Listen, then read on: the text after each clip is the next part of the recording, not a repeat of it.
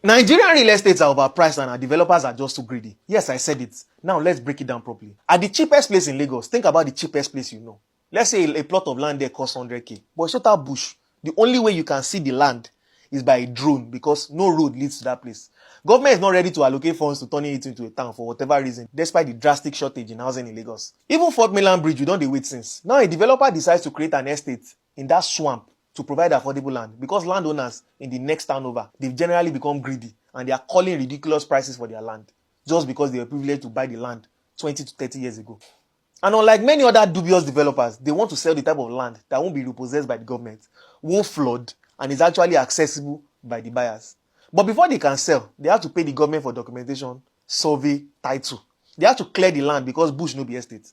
They have to create roads and drainage because without them, it's a glorified swamp, as I mentioned before. Do you know how expensive road creation is? They have to install electric poles, wiring, transformers. Basically a power substation because NEPA will not do it for them. Sandfill the land because Lagos soil is generally below sea level. By the time this is done, the cost has jumped from 100k per plot to 10 million. Now the developer needs to make profit. They have 2.5 million because they didn't come to Cambridge in Lagos. Realtors will take their commission, let's say 1 million per plot, because Facebook ads are not cheap. Final price, 13.5 million for a secure, properly titled plot of land in the farthest reach of Lagos. Now watch what happens next. A seller in the next area sees this and thinks, if the land there is selling for 13.5 million, my land is closer to civilization. Why should I sell for less?